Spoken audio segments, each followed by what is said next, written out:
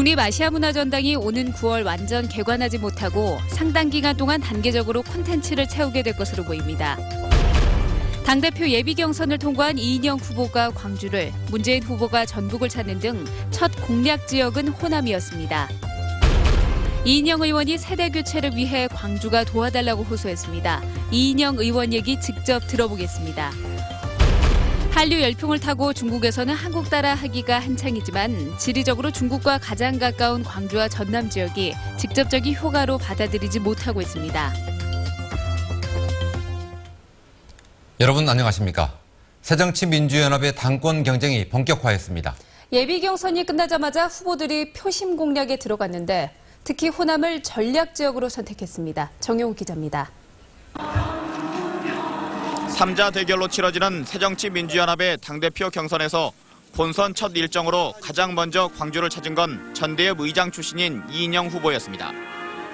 이 후보는 5.18 국립묘지를 참배하고 전남대학교를 방문해 대학생들을 만나는 등 세대 교체를 위한 광주의 전략적 선택을 강조했습니다.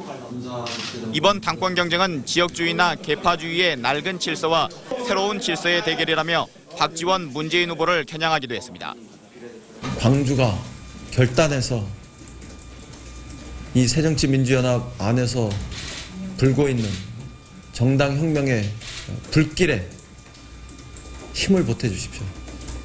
문재인 후보는 전북으로 향했습니다. 전북 고창과 군산, 전주를 돌며 서민정치, 생활정치를 구현하겠다고 밝히고 호남은 당의 뿌리이자 기둥이라며 호남의 정신과 가치를 강조했습니다.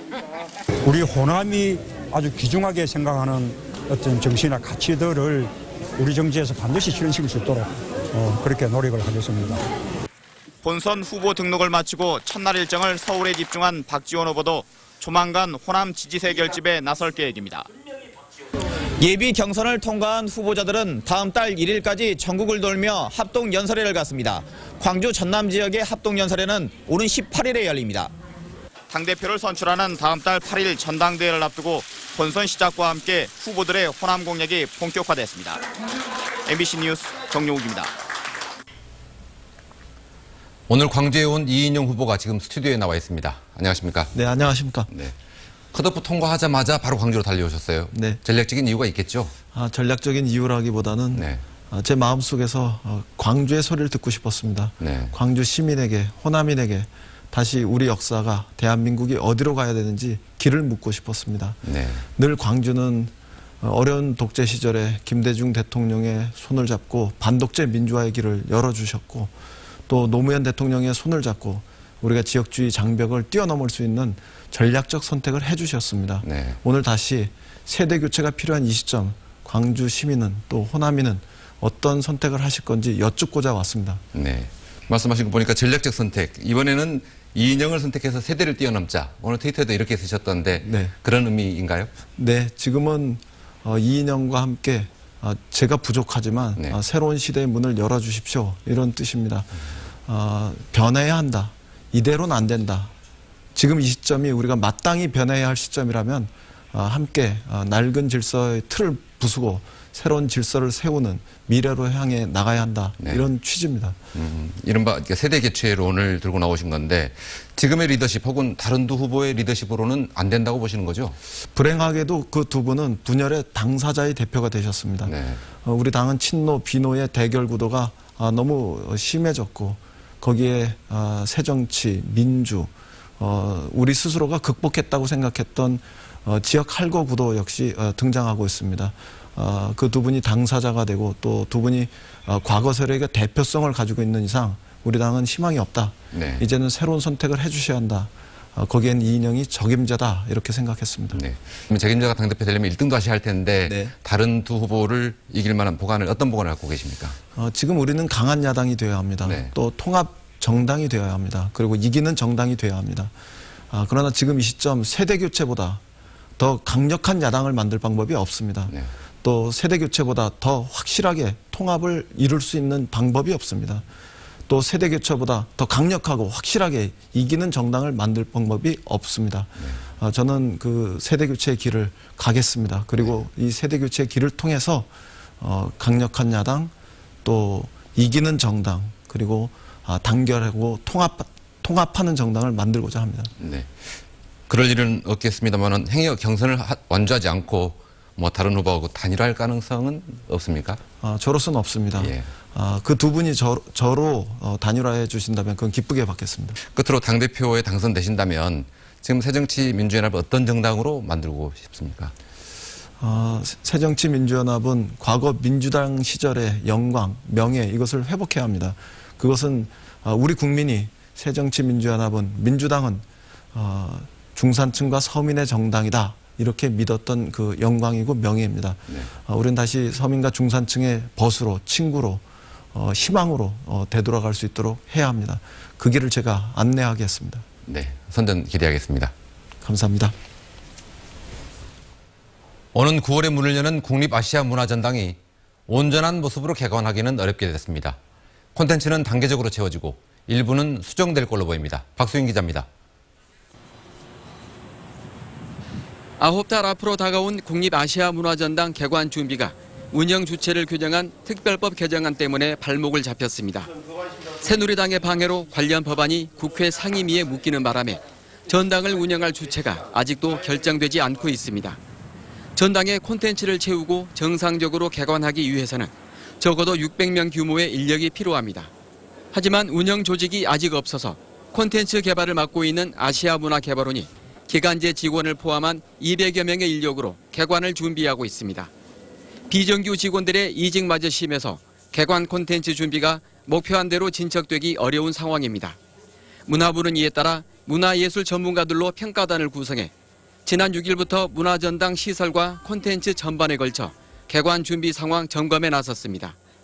아시아문화개발원은 문화부의 평가 결과에 따라서 문화전당을 단계적으로 개관하고 콘텐츠 내용에도 변화가 필요하다면 건립 취지에 맞게 조정하겠다고 말했습니다. 또 문화전당 창작과 제작의 중심인 문화창조원의 개관 준비가 지나치게 전시에 치중돼 있다는 평가단의 지적에 따라 이영철 예술감독에게는 개관작 전시만 맡기고 창제작센터를 분리시키는 방안을 추진 중입니다. 이와 함께 문화정보원이 문화수집과 연구 기능을 제대로 수행할 수 있도록 부설기관인 아시아문화연구소장을 서둘러 영입할 예정입니다. MBC 뉴스 박수인입니다. 오늘 오후 1시 29분쯤 진도군 고군면 무조도 남쪽 3.7km 해상에서 진도 선적 2.9톤급 어선 태승호가 전복했습니다. 배에 타고 있던 승선원 3명 가운데 2명은 인근에 타고 있던 어선에 의해서 구조됐지만 한 명은 수중 수색을 하던 잠수부에 의해서 의식과 호흡이 없는 상태로 발견됐습니다. 해양경비안전선은 구조된 선원들을 상대로 정확한 사고 원인을 조사하고 있습니다. 지난해 11월 담양에서 발생한 펜션 화재 사고의 피해자 가족들이 소유주와 자치단체를 상대로 손해배상을 청구했습니다. 민주사회를 위한 변호사 모임 광주 전남 지부는 사망자 5명의 유족과 부상자 1명을 대리해서 펜션 소유주 부부와 전라남도 그리고 담양군을 상대로 모두 18억 원의 손해배상 청구 소송을 제기했다고 밝혔습니다. 민변은 소유주는 화재에 대비하지 않았고 관계당국은 불법을 방치한 책임이 있다고 주장했습니다.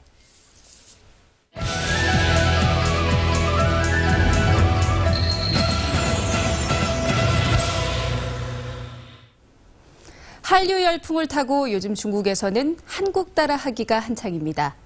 그런데 지리적으로 중국과 가장 가까운 광주와 전남 지역은 이 대열에도 소외되고 있는데요.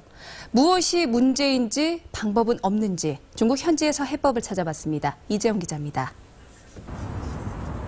중국 상해 중심가에 자리 잡은 대형 컨벤션 센터. 화려한 조명과 음악 아래서 오방색의 향연이 펼쳐집니다. 궁중예복뿐만 아니라 현대적 감각이 돋보이는 각종 한복은 중국인들의 눈길을 사로잡기에 충분합니다. 我今天在这边自己也试穿了韩服，然后看了韩服秀，其实就是之后会想穿更多有漂亮的韩服，觉得韩服很漂亮。 한국의 아름다움을 알리기 위해 마련된 패션쇼에는 지역의 어린 학생들도 모델과 보조 인력으로 참가해 우리나라를 중국 속에 알리는 데 일조했습니다. 저한테는 과분하고 너무 영광스러운 것 같아요. 앞으로 한복에 관한 일을 하게 되면 정말 더 잘할 수 있을 것 같아요. 화려한 한복 무대 뒤로는 우리나라를 홍보하는 각종 부스가 설치됐습니다. 특히 한류 열풍을 등에 업은 미용과 성형 부스에는 중국인들의 뜨거운 참여 열기가 느껴졌습니다. 本来做这个行业的，本来做这个美容行业的，所以如果是去旅游观光，肯定会去看一下。 해외 현지에서 열리는 전시회는 비용은 많이 들지만 우리나라의 경쟁력을 한꺼번에 알릴 수 있다는 장점이 있습니다. 이처럼 우리의 전통을 살릴 수 있는 콘텐츠와 함께 해외 박람회를 여는 것도 지역의 관광 자원을 알릴 수 있는 기회가 될 수 있습니다. 천혜의 관광 자원과 다양한 식재료 그리고 광주와 전남 지역이 갖추고 있는 다양한 의료시설을 하나로 묶어내며 고품질의 해외 여행을 원하는 중국 고소득층에게 충분한 설득력이 있습니다. 如果是要真正的享受韩国的美食的话，首先是应该去全罗南道。这一点有可能不是所有目前已经去过韩国的游客所能感受到的。 하지만 광주시와 전라남도는 중국과 국교가 정상화된 지 20년이 지나도록 형식적인 교류에만 그치고 있을 뿐 지역을 실질적으로 알리려는 시도는 아직까지 한 번도 하지 않았습니다. 우리 문화를 그래도 가장 으뜸인 전라남도, 그렇죠? 예술의 도시에서 우리의 상해 무역 도시와 함께 교류하는 그런 계기가 됐으면 참 좋겠습니다. 바다 하나를 두고 세계 경제 대국으로 떠오른 이웃나라 중국. 우리 지역이 갖고 있는 장점을 중국에 알리고 홍보할 수 있는 방법에 대한 진지한 고민이 필요해 보입니다. 중국 상해에서 MBC 뉴스 이재환입니다. 워크아웃 기간 동안 임금을 반납하기로 한 금호타이어 노사의 단체 협약은 유효하다는 대법원 판결이 내려졌습니다. 대법원은 판결문에서 단협에 표현된 반납이라는 문구는 워크아웃 기간 동안 임금과 상여금을 감액한다는 것으로 해석하는 것이 타당하고 이에 따라 노사 합의도 무효라고 볼 수 없다고 밝혔습니다. 광주고등법원은 자신이 근무하는 완도의 한 섬지역 학교에서 지난 2011년 여중생을 성추행한 혐의로 기소된 65살 박모 씨에 대한 항소심에서 무죄를 선고한 원심을 깨고 징역 3년을 선고하고 법정 구속했습니다. 재판부는 신체 접촉이 있었던 것으로 보이고 방 씨가 수천만 원의 합의를 시도한 점, 피해자를 불러내 돈을 줘가며 만난 점 등을 유죄 판단의 근거로 삼았습니다. 오늘 오후 3시쯤 광주시 광산구 쌍암동의 한 극장 앞 교차로에서 시내버스가 승용차와 충돌한 뒤 그대로 돌진해 모텔 외벽을 들이받았습니다. 이 사고로 버스 탑승객 16살 김모양, 71살 정모 씨, 그리고 버스 운전자 47살 박모 씨가 부상을 당해 치료 중입니다. 경찰은 승용차 운전자가 신호를 위반해 사고를 낸 것으로 보고 운전자를 입건하기로 했습니다. 조준성 새누리당 광주시당 전 사무처장이 오는 4월 치러지는 광주 서구 을 보궐선거에 출사표를 냈습니다. 조 전 사무처장은 광주시의회에서 기자회견을 열고 이정현 의원을 보좌했던 경험을 바탕으로 서구에서 다시 한번 기적을 만들겠다고 밝혔습니다. 조 전 처장은 광주의 제도약을 위해 서구 발전을 위해 일할 사람을 선택해야 한다고 강조했습니다.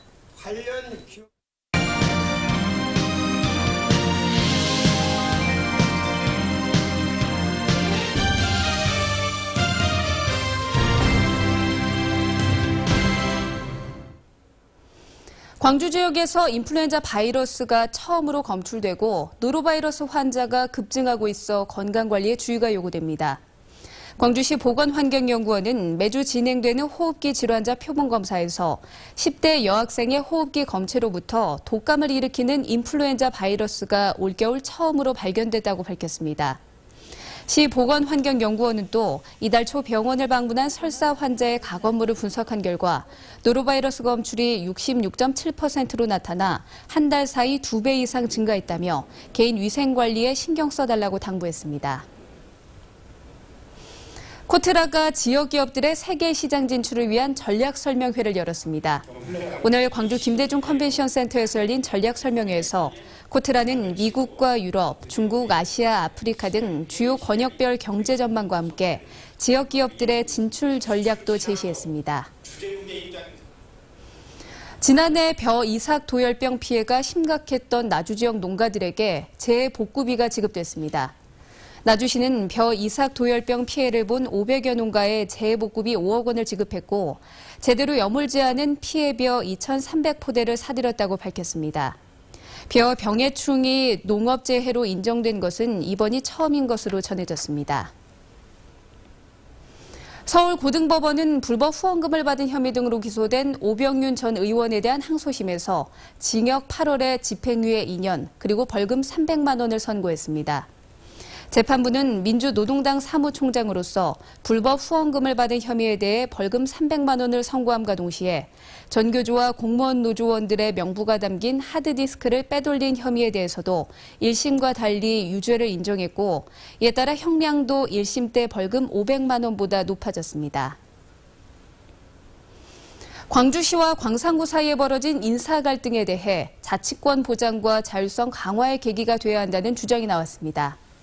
참여자치 21은 보도자료를 통해 지방자치의 자율성을 강화하기 위해서는 광주시가 자치구의 인사권을 존중하는 것으로부터 시작돼야 한다고 지적했습니다. 참여자치 21은 인사교류가 시 승진 적체 해결 수단으로 악용돼서는 안 된다며 광주시가 이번 기회에 해묵은 관행을 혁신해야 한다고 주장했습니다. 다음은 희망 2015 나눔 캠페인에 성금을 보내주신 분들입니다. 남구 봉선이동 무등 2차 아파트 주민 138만 원, 봉선이동 라인 1차 아파트 주민 117만 6천 원을 기탁해 주셨습니다. 성금을 보내주신 분들께 감사드립니다. 오늘 낮 11시 20분쯤 여수시 돌산읍의 한 초등학교 체육관 창고에서 원인을 알 수 없는 화재가 발생했습니다. 이 불로 15제곱미터 규모의 창고가 모두 타면서 소방서 추산 50만 원의 재산 피해가 발생했고 체육관 2층에서 방과 후 학교 배드민턴 수업을 받던 초등학생 30여 명이 연기에 놀라 긴급 대피했습니다.